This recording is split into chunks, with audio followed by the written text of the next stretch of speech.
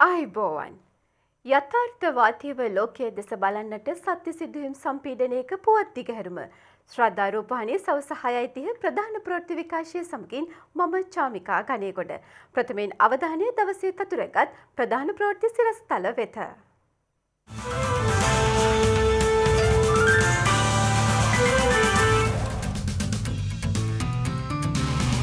මහනුවර සිදු වූ කම්පනය සම්බන්ධව උපකල්පන 3ක්.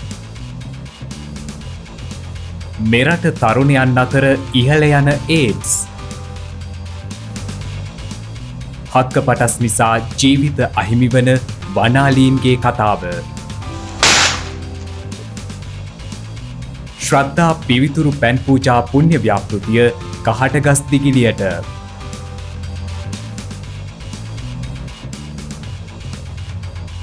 මෙතෙක් දිනකදී ලෝපුරා වාර්තා වූ වැඩිම කොවිඩ් ආසාදිතින් ඉන්දියාවෙන්. ප්‍රථමයෙන් අවධානය දේශීය පුවත් වෙත. මහනුවර තලාතුවය පොලිස් බල ප්‍රදේශයේ ස්ථාන කිහිපයක ඊයේ රාත්‍රියේ සිදු වූ කම්පන සම්බන්ධයෙන් භූවිද්‍යා සමීක්ෂණ හා පතල් කාර්යාංශය විශේෂ පරීක්ෂණයක් ආරම්භ කර තිබෙනවා. මහනුවර තලාතුවය ආශ්‍රිත ප්‍රදේශවලින් ඊයේ රාත්‍රී 8:30ට පමණ කිසියම් කම්පනයක් සිදුව තිබෙනවා. ඒ සම්බන්ධයෙන් පරීක්ෂා කිරීම සඳහා පත් කළ විශේෂඥ කණ්ඩායම මේ පිළිබඳ සොයා බැලීමේ කටයුතු වල නිරත වන බවයි භූවිද්‍යා සමීක්ෂණ හා පතල් කාර්යාංශයේ සභාපති අනුර වල්පොල මහතා සඳහන් කරන්නේ. බෝම්බයක් ගහනවා වගේ සද්දයක් ආවා. ඒ පුපුරනවා හඬත් එක්කම ගෙවල් ඔක්කොම හෙල්ලලා මේ ජනෙල්ලේම හෙල්ලෙන්න ගත්තා. ඒ කරලා පොළොවේ යටින් යනවා වගේ තමයි අපිට දැනුනේ මේ සද්දේ. කුණක් ගහනවා වගේ මහලේ නිකන් ගැසිලා වගේ. බබාලා කිව්වා ඇඳවල් හෙල්ලුණා කියලා. අපිට හිතා ගන්න බැරි වුණා මොකක්ද උනේ කියලා හරියට. පරීක්ෂණ කමිටුව මෙම කම්පනය සම්බන්ධයෙන් සිදුවීම් 3ක් හේතු විය හැකි බවට අනුමාන කර තිබෙනවා. භූවිද්‍යා සමීක්ෂණ හා පතල් කාර්යාංශයේ භූවිද්‍යාංශයේ ජ්‍යෙෂ්ඨ අධ්‍යක්ෂ උදයද සිල්වා මහතා සඳහන් කළේ ගල්කොරියක බෝර දැමීමේදී ඇති වූ අධිකම්පන තත්ත්වයක් ඊට හේතු වන්නට ඇති බවට සැක පළ කරන බවයි.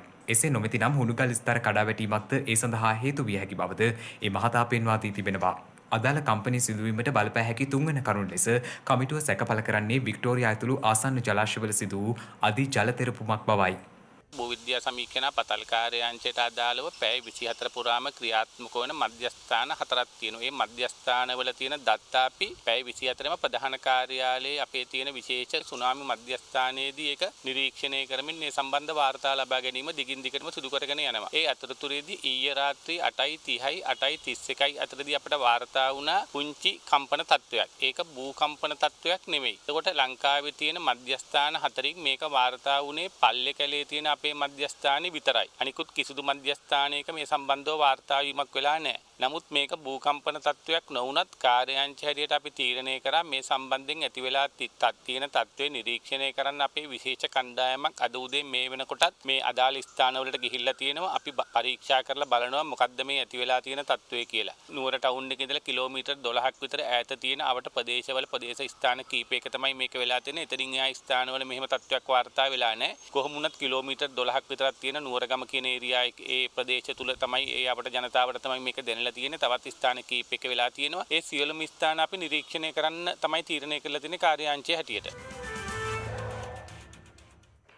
කෝට්ටේ වාර්ෂික ශ්‍රී දළදා පෙරහැර මංගල්‍යයේ අවසාන පෙරහැර ඊයේ රාත්‍රියේදී වීථි සංචාරය කළා.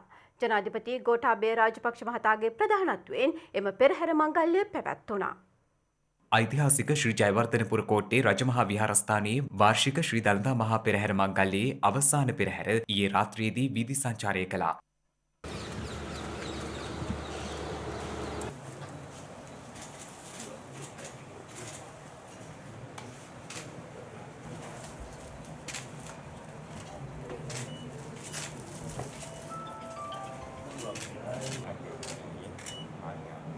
විහාර මන්දිරයේ වෙත සගතුක කණඩුව වැඩම කිරීමෙන් අනතුරුව කෝට්ටේ ශ්‍රී කල්යාණී සාමග්‍රී ධර්ම මහා සංඝ සභාවේ මහානායක අතිපූජ්‍ය තෑපානේ ධම්මාලංකාර මහානායක සාමීන්ද්‍රයන් වහන්සේ විසින් අනුශාසනාව සිදු කළා.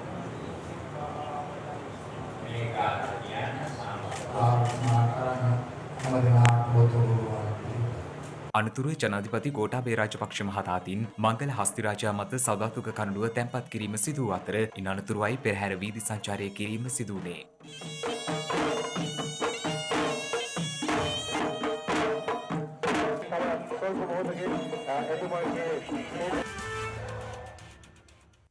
මෙරට තරුණ ප්‍රජාව අතර HIV AIDS ආසාදනය ක්‍රමෙන් ඉහළ යාමේ අවදානමක් පවතින බව ජාතික ලිංගාශ්‍රිත රෝග හා AIDS මර්ධන වැඩසටහනේ අධ්‍යක්ෂිකා වෛද්‍ය රසාංජලි හෙට්ටිආරච්චි මහත්මිය පවසනවා. සෞඛ්‍ය අමාත්‍යාංශයේ ජාතික ලිංගාශ්‍රිත රෝග සහ ඒඩ්ස් මර්ධන ව්‍යාපාරයේ මූලික අරමුණ තමයි 2025 දී ශ්‍රී ලංකාවෙන් ඒඩ්ස් රෝගය තුරන් කිරීම. නමුත් සෞඛ්‍ය අමාත්‍යාංශයේ නවතම ඇස්තමේන්තු අනුව 2019 ශ්‍රී ලංකාවේ HIV ආසාදිත පුද්ගලයන් 3600ක් පමණ ඉන්නවා. මේ පුද්ගලයන්ගෙන් අපේ ලිංගාශ්‍රිත රෝග සායන වලින් ප්‍රතිකාර ගැනීම සඳහා පැමිණෙන්නේ 2000ක් පමණ HIV ආසාදිතයන්. ඒ කියන්නේ 1600ක් පමණ HIV ආසාදිතයන් ඒ ගැන දන්නේ නැතුව අපේ සමාජයේ අපිත් එක්ක ඉන්නවා.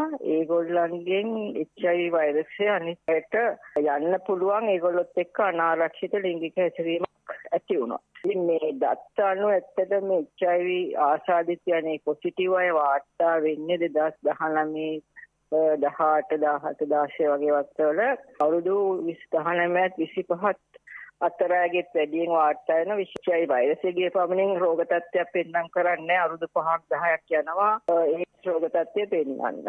ඒකම වෛරසය ඇඟේ තිබුණත් සාමාන්‍ය පුද්ගලයෙක් විදිහට තමයි ජීවත් වෙන්නේ. ඉතින් ඒ පිළිබඳ ඇත්තටම පාසල් ළමුන් දැනුවත් කිරීමේ වැඩසටහන අපි දැන් පටන් ගන්න තියෙනවා විශේෂයෙන්ම 10 වසරේ ළමුන්ට HIV සහ ලිංගාශ්‍රිත රෝග ඒ වගේ වෙන්නේ කොහොමද? ඒවෙන් වැළකීලා ඉන්නේ කොහොමද? ඉතින් මොන හරි එහෙම තිබුණොත් අපේ ලිංගාශ්‍රිත රෝග සායන තියෙන හැම දිස්ත්‍රික්කෙම ඒවට ගිහිල්ලා නොමිලේ රහසිගතව HIV ටෙස්ට් එක කරගන්න පුළුවන්. මොකද HIV ටෙස්ට් එක කරගත්තොත් විතරයි අපිට දැනගන්න පුළුවන් HIV ආසාදනය වෙලා තියෙනවද කියලා. එහෙම ටෙස්ට් කරලා එහෙම පොසිටිව් වුණත් අපිට දැන් හොඳ ප්‍රතිකාර තියෙනවා HIV සඳහා AIDS රක්තයට පත් නොවි සාමාන්‍ය පුද්ගලෙක් වගේ ඔය පිළිගටන් දෙහෙත් තරම් හොඳට ඉන්න පුළුවන්. ඉතින් ඒක ගැන අපේ සමාජය දැනුවත් කරන්න තමයි ඇත්තටම අපිට අවශ්‍යලා තියෙන්නේ.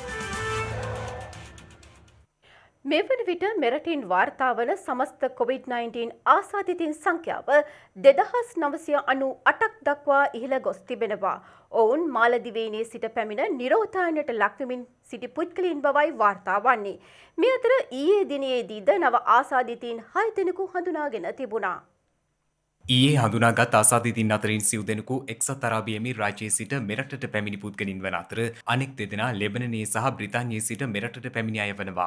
මේ අතර මැද පෙරදිග රටවල සේවය කරමින් සිටි ශ්‍රී ලාංකිකයන් 322 දෙනෙකු අදාළ යම දිවයිනට පැමිණ තිබෙනවා. එක්සත් අරාබි එමිරාජ්‍යය සහ කටාර් රාජ්‍යයේ සිට ඔවුන් මෙලෙස දිවයිනට පැමිණි බවයි කටුනායක ගුවන්තොටුපළ අප වාර්තාකරු සඳහන් කළේ. එමිරේට් සහ කටාර් ගුවන් සේවයට අයත් යානාවලින් ශ්‍රී ලාංකිකයින් 50 දෙනෙකු මෙලෙස දිවයිනට පැමිණි අතර ශ්‍රී ලංකා ගුවන් සේවයේ UL 226 තරණ යානයෙන් ශ්‍රී ලාංකිකයන් 272 දෙනෙකු එක්සත් අරාබි එමිරාජ්‍යයේ සිට මෙරටට පැමිණ තිබෙනවා. මෙම සියලු ගුවන් මගින් PCR පරීක්ෂණවලට ලක් කිරීමෙන් අනතුරුව නිරෝධායන මධ්‍යස්ථාන වෙත යොමු කිරීමට කටයුතු කර තිබෙනවා. මේ වන විට පුද්ගලයන් 126 දෙනෙකු වෛරස් ආසාදිතව රෝහල්වල ප්‍රතිකාර ලබමින් සිටින අතර වෛරස් ආසාදිතයයි සැක සහිතව රෝහල්වල විමර්ශනය යටතේ පසුවන පුද්ගලයන් සංඛ්‍යාව 52ක්. එමෙන්ම සුවය ලබා රෝහල් වලින් පිටව ගොස් ඇති පුද්ගලයන් සංඛ්‍යාව දැක්වෙන්නේ 2860ක් ලෙසයි.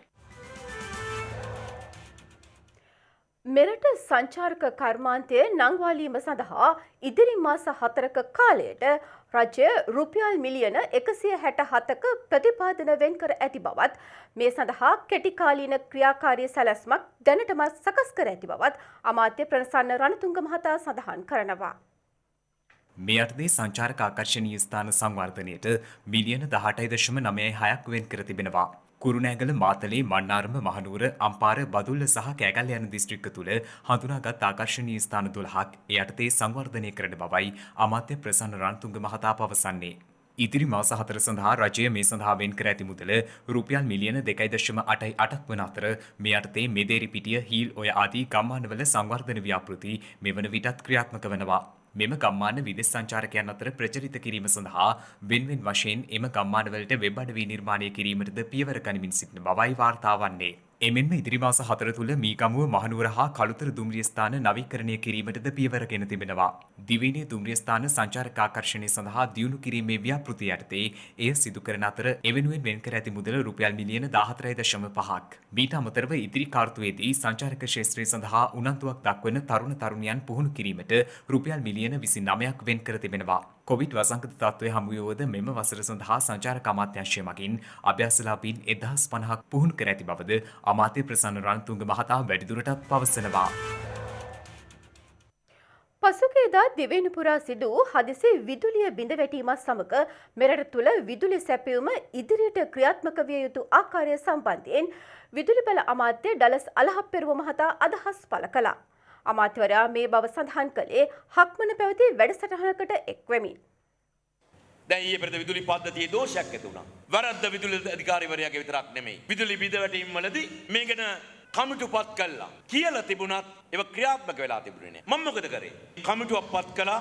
මම ගා ඊළඟ අඟහරුවාදා මට වාර්තාව ඕන. බදාදා කැබිනට් එකට දැම්මා. පාර්ලිමේන්තුවේ සභාගත කරා. මෙන්න වාර්තාව. හංගන්න කිසිම දෙයක් නැහැ. රටම කියවන්න. ඇයි අපිට ඕන නිවැරදි වෙන්න. අපිට ඕන මේ රටේ විදුලිය කියන්නේ අධිපාරිභෝගික භාණ්ඩයක් නොවන බව කියලා දෙන්න. විදුලි බිල අඩු කරන්න. ඉංජිනේරු මාෆියාව කියලා කියනවා. ඩීසල් මාෆියාව කියලා. ඒ නිසා මේක කරගන්න බැරුණා කියලා කියනවා. නමුත් මිත්‍රරුනි වර්තමාන ඇමතිවරයා විදිහට මම කියන්නට ඕන මාෆියාව තියෙන්නේ උතන නෙමෙයි. ඇත්ත විදුලි මාෆියාව තියෙන්නේ කොහෙද? දියවන්නාවේ ඇතුලේ. මේ රටේ ජාතික විදුලි ජනන සැලැස්මක් නැහැ. 2021 අපි මොනවද කරන්නේ? කොහෙද බලාගාර හදන්නේ? ඒ මොනවද? සූර්ය මොනවද? ජලයෙන් කොපමණද? එහෙම නැත්නම් සුළං බලයෙන් මොනවද? ඩීසල් විදුලි බලාගාර අඩු කරන්නේ කොහොමද? ඉංජිනේරු හදනවා. පාරිභෝගික අධිකාරිය හදනවා. හැදුවම ඒක වළක්වලා කියනවා නෑ ඒක වැඩක් නෑ. මෙන්න මේ බලාගාරය හදන්න. දැන් මේක ගේන්නේ. ඇයි? දන්නා හෝ නොදන්නා ගිණුමකට යමක් බැර වෙනවා. ඒ මාෆියා එකයි මාෆියාව. මම හිතා වගකීමෙන් කියන්නේ. දියවන්නාව ඉන්න මගේ මිත්‍රයෝ මගේ තරහ වුණත් මට කාරණා.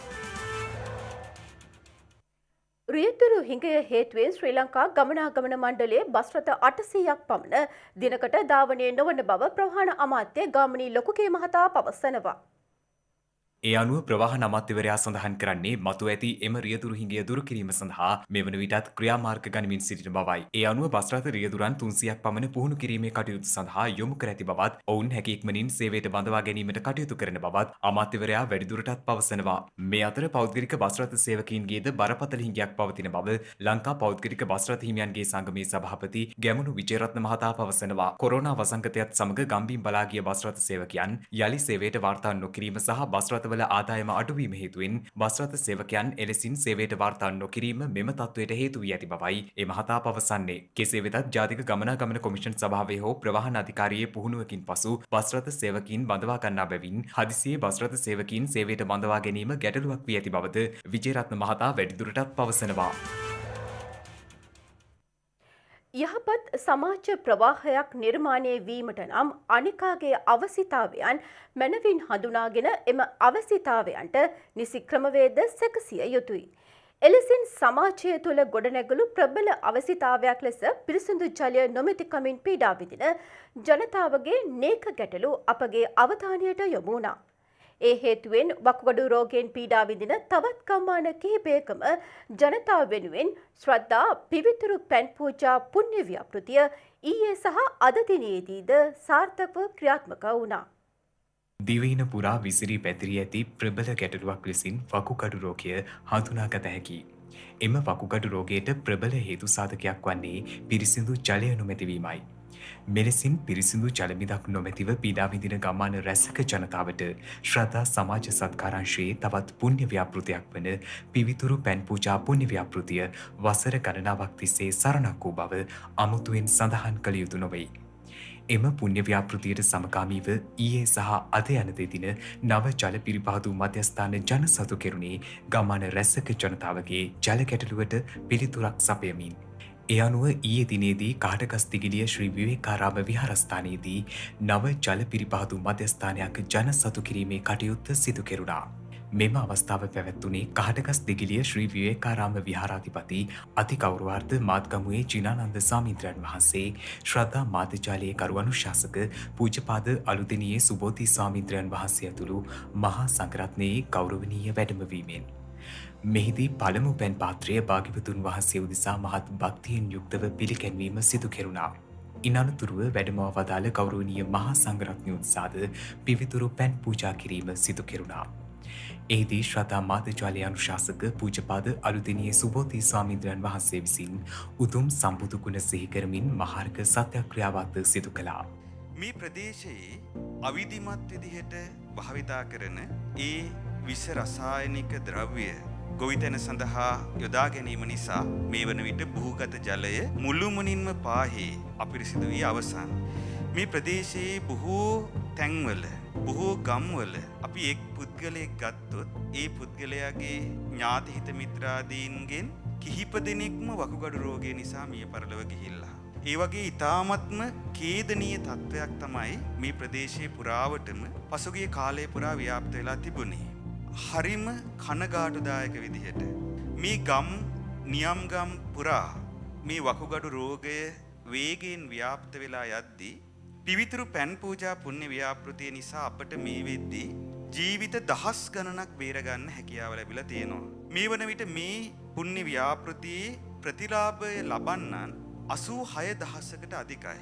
ඉතින් එවන් තත්ත්වයක් තුල සිවිල් ආරක්ෂක දෙපාර්තමේන්තුව ශ්‍රද්ධා මාධ්‍යාලයත් සමග එකතු වෙලා ඒ වගේම කැලණිය විශ්වවිද්‍යාලයේ රසායන විද්‍යා අංශය ඒ සඳහා තාක්ෂණික දායකත්වය ලබා දෙමින් මේ උතුම් පුණ්‍ය ව්‍යාපෘති ක්‍රියාත්මක කිරීම නිසා මේ වන විට ගම්මාන විශාල ප්‍රමාණයක් වකුගඩු රෝගයෙන් ගලවා ගන්න අපට හැකියාව ලැබිලා තියෙනවා. ඉදිකරන ලද මෙම ජල පිරිපහදු මධ්‍යස්ථානයෙන් දිනකට ජලය ලීටර 15,000ක් නිකුත් කෙරෙන අතර මෙම අවස්ථාව සමගින් සිවිල් ආරක්ෂක දෙපාර්තමේන්තුවේ අධ්‍යක්ෂ ජනරාල් රිය අද්මිරාල් ආනන්ද පීරිස් මහතා එක්ව සිටියා. එමෙන්ම ශ්‍රද්ධා මාධ්‍යාලයේ ප්‍රධාන විධායක නිලධාරී ප්‍රසාද් බිනුවර මහතාද මෙම අවස්ථාව සමගින් එක්ව සිටියා. මේ අතර අද දිනේදී කාටගස්තිගිරිය රඹෑව ජල පිරිපහදු මධ්‍යස්ථානය මෙන්ම මීමල්වැව ජල පිරිපහදු මධ්‍යස්ථානයේද ජන සතු කිරීම සිදු කෙරුණා. ශ්‍රද්ධා සමාජ සත්කාරංශයේ මාහිගේ පුණ්‍ය ව්‍යාපෘතින් අතර පිපාසය සංසිඳුවන පිරිසිදු දියබිඳක අපේක්ෂාව තවදුරටත් බලාපොරොත්තුවක් පමණක් වීමට ඉඩ නොදී යථාර්ථයක් බවට පත් වූයේ බොහෝ දෙනාගේ ආශිර්වාදය මැදයි. වනාලින්ගේ ජීවිතවලට තර්ජනයක් බවට පත්ව ඇති හක්කපටස් ආහාරයට ගැනීම හේතුවෙන් පසුගිය කාලය පුරාම වනාලින්ගේ ජීවිත රැසක් අහිමි වුණා. නොමිනිස්කම් උද්ගතව මිනිසත්කම් නිරන්තරයෙන් සමාජගත විය යුතු බව එවැනි සංවේදී පුවත් යලි යලිත් අපට සිහි කරන කාරණයක්.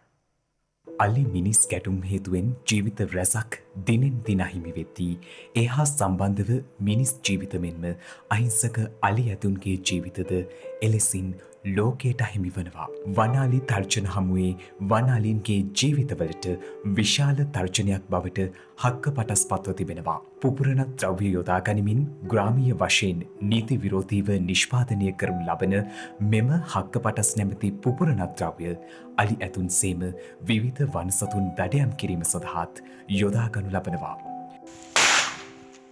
පටස් මේ හක්කපටස් කියන්නේ පුපුරණ ද්‍රව්‍යයක්. මේ පුපුරණ ද්‍රව්‍ය යොදාගෙන වනාලියා ප්‍රමුඛ විශාල වනසතුන් ඝාතනය කිරීම මේ දිනවල සිදු වෙනවා. මේක ඇත්තටම අනුවේදනීය තත්ත්වයක්. මේ හක්කපටස් පුපුරණ ද්‍රව්‍ය ආහාරයට ගන්න වනසතුන් මුඛ ප්‍රදේශයේ තුවාල වෙලා එම සතාට ආහාර ජලය ලබා ගන්න නොහැකිව සති ගාණක් දුක් විඳලා කුසගින්නේ මිය යනවා.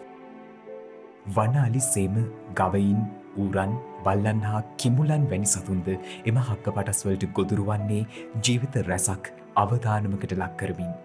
මෙවැනි තත්ත්වයක් තුළ හක්කපටස් වලට ගොදුරු වන අලින්ටද අත්වන්නේද එවැනිම තත්ත්වයක්.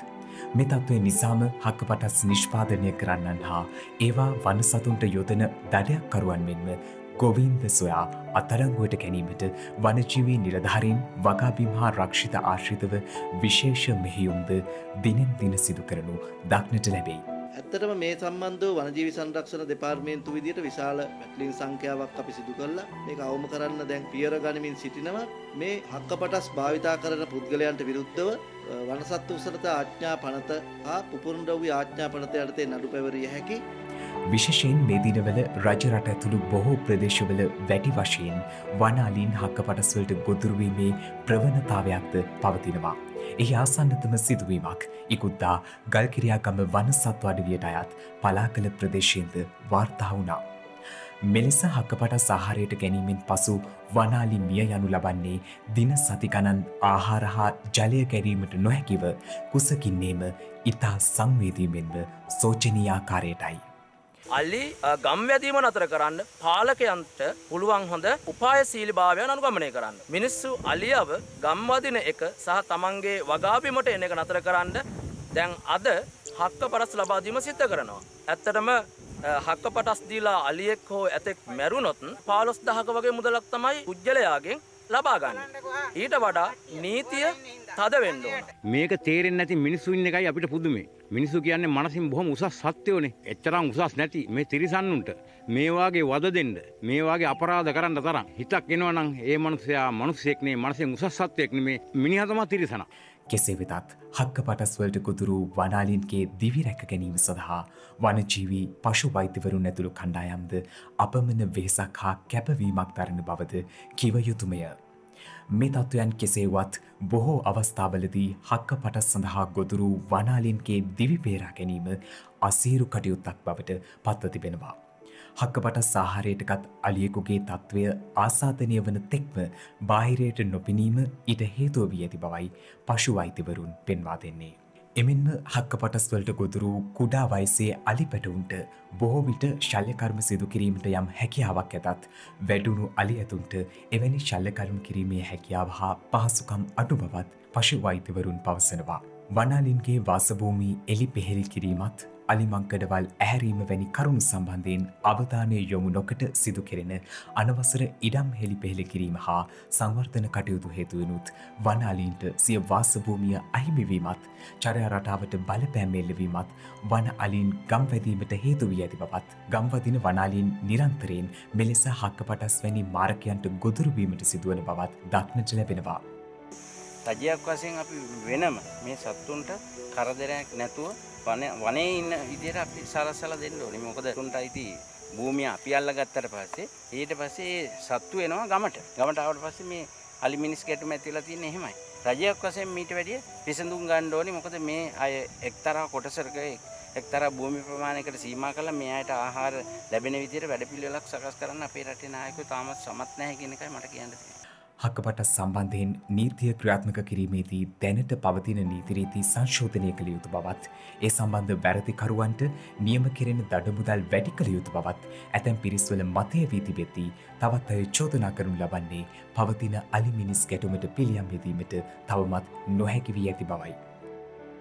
කෙසේ වෙතත් හක්කපටස් ආහාරයට ගැනීමෙන් පසු අලි ඇතුන් විඳින වේදනාවන් කෙතරම් අපහසු ඇතැයි සංවේදී හිත්දරනා ඔබට අමුතුවෙන් පැහැදිලි කළ යුතු නොවනු ඇති. අපේ ඉල්ලා සිටින්නේ රටේ මහජනතාවගෙන් වනජීවි සංරක්ෂණ දෙපාර්තමේන්තුවේ 1992 දුරකථන අංකය දැනුවත් කළා මේ අපරාධ සම්බන්ධව තොරතුරු ලබා දෙන්න, එසේ ලබා දීමෙන් මේ වනසතුන්ගේ ජීවිත රැකගන්න දායක වෙන්න කියලා. මිනිසුන් ලෙස දැඩි අපහසුතා මැදුවද නොමිනිස්කම් වර්ධනය කර නොගැනීම මනුසත්කමෙහි අගයට අරුතක් එක් කරන්නක් බව මෙහිදී කිව යුතුමය. සිව්තිසින් වාර්තා වූ පුවත් කිහිපයක් සමගින් දැන් සිව්තිසින් පුවත්.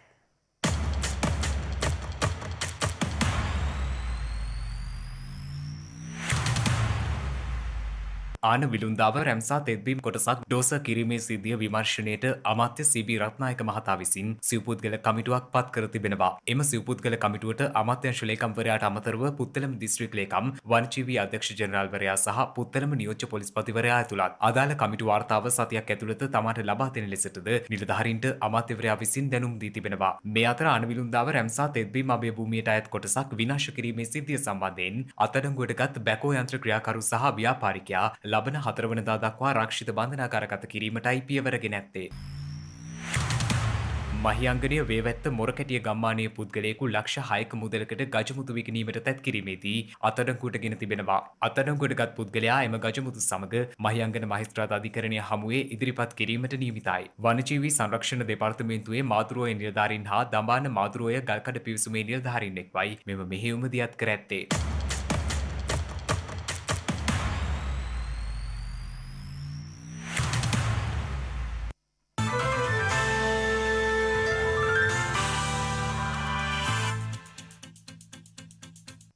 දැන් අවධානය විදෙස් පුවත් වෙත. ගෝලීය කොවිඩ් වසංගතය ආරම්භ වීමෙන් පසු මෙතෙක් ලොව ඕනෑම රටකින් දිනකදී වාර්තා වූ ඉහළම ආසාදිත සංඛ්‍යාව ගත වූ පැය 24 තුලදී ඉන්දියාවෙන් වාර්තා වී තිබෙනවා. මේ අතර ජපානයේ ප්‍රධාන පෙළේ සමාගමක් විසින් මිනිසුන් සහිත පියාසර කාර්යයක් පසුගියදා අත්හදා බැලීමේ ධාවනයක් සාර්ථකව සිදු කර ඇති බව විදෙස් මාධ්‍ය වාර්තා කරනවා. ස්කයි ඩ්‍රයිව් ඉන්කෝපරේෂන් සමාගම් විසින් ජපානයේ විශාලතම සහ මෝටර් රථ සමාගම්වල සංවර්ධන පදනම නිවහන වන ටොයෝටා පරීක්ෂණ ධාවනපතේදී මෙම අත්හදා බැලීම් සිදු කර ඇති බවයි වාර්තා වන්නේ.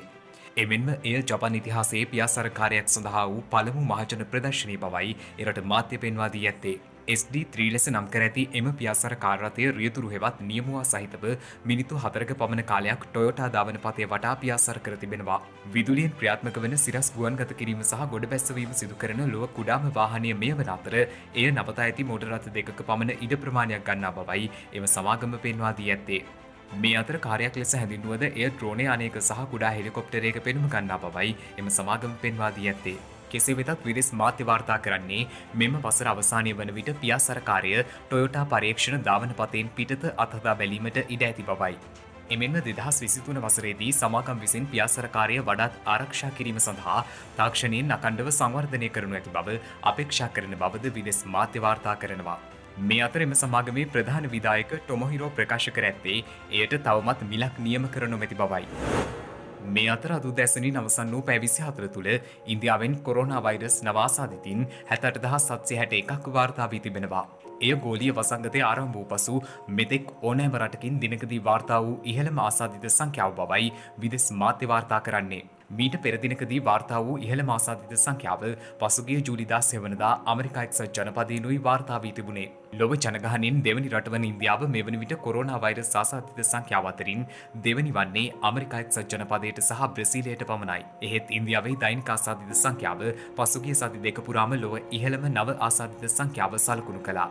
එරට මුළු ආසාදිත සංඛ්‍යාව මේ වන විට 35,42,000 ඉක්මවා ඇති අතර ගත වූ පැය 24 තුළ වාර්තා වූ කොරෝනා මරණ 948ක් සමග එරට සමස්ත කොරෝනා මරණ සංඛ්‍යාව 63,498ක් දක්වා ඉහළ ගොස් තිබෙනවා. මේ අතර දෙවන කොරෝනා රැල්ලකට මුහුණ දෙන ප්‍රංශයෙන් ඊයේ දිනේදී නව ආසාදිතයින් 7,379ක් වාර්තා වී තිබෙනවා. පසුගිය දින කිහිපය තුළදීම ආසාදිතයින් ක්‍රමයෙන් වර්ධනය වී ඇති බවයි විදෙස් වාර්තා සඳහන් කළේ. එමෙන්ම පසුගිය මාර්තු මාසයෙන් අනතුරුව ප්‍රංශයෙන් වාර්තා වූ දිනක වැඩිම ආසාදිත සංඛ්‍යාව මෙය වනවා. කොරෝනා ව්‍යාප්තිය පාලනය වී තිබූ ප්‍රංශයේ නැවතත් දෛනික ආසාදිත සංඛ්‍යාව 40,000 ඉක්මවුයේ මීට දින කිහිපයකට පෙරයි. ඒ අනුව දෙවන කොරෝනා රැල්ල මතුවීමත් සමග පැරිසියේ මුඛාවරණ පැළඳීම අනිවාර්ය කෙරුණු අතර මෙවන විට ප්‍රංශයේ කොරෝනා මරණ සංඛ්‍යාව 30,500 ඉක්මවා තිබෙනවා.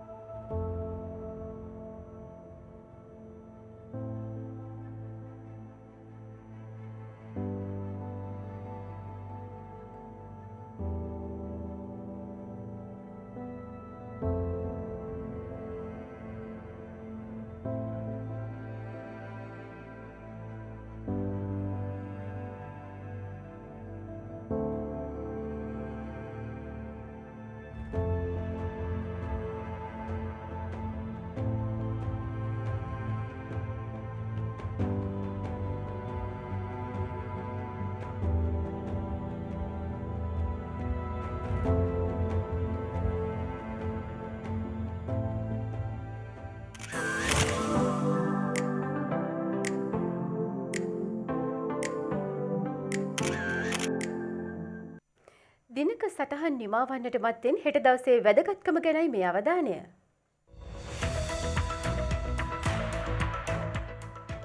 හෙට අගෝස්තු 31 වනදා මෙරට දැනට ක්‍රියාත්මක වන ශ්‍රී ලංකා ප්‍රජාතාන්ත්‍රික සමාජවාදී ජනරජයේ ආණ්ඩු ක්‍රම ව්‍යවස්ථාව ආනන්ද තිස්සද අල්විස් මහතා විසින් අත්සන් තබා ඇත්තේ 1978 අගෝස්තු 31 වන දිනයි. ඒ අනුව නව ආණ්ඩු ක්‍රම ව්‍යවස්ථාව 1978 සැප්තැම්බර් මාස 7 වන දින සිට ක්‍රියාත්මක කර තිබෙනවා. පූර්ණ විධායක බලතල සහිත මෙම ආණ්ඩු ක්‍රමය ක්‍රියාත්මක කිරීමත් සමග 1972 ජනරජ ව්‍යවස්ථාව අහෝසි වී තිබෙනවා. එමෙන්ම 2015 මැයි මාසයේ වන විට එය විධිමත් ලෙස 19 වතාවක් සංශෝධනය කිරීමටයි පියවරගෙන ඇත්තේ.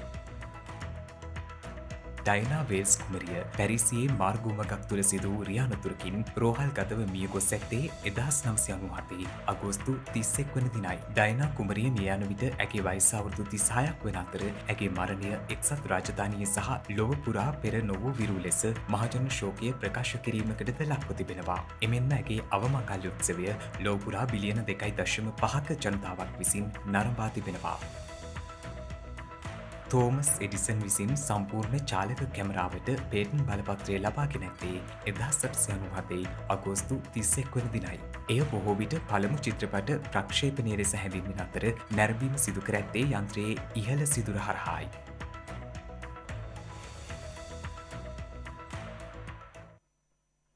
ඒ සමගින් අදට නියමිත ශ්‍රද්ධා රූපවාහිනී ප්‍රධාන ප්‍රවෘත්ති විකාශය මින් නිමාවට පත්වනවා. හමුවමු හෙටත් සවස 6:30ට. තෙරුවන් සරණයි. නමෝ පුත්තාය.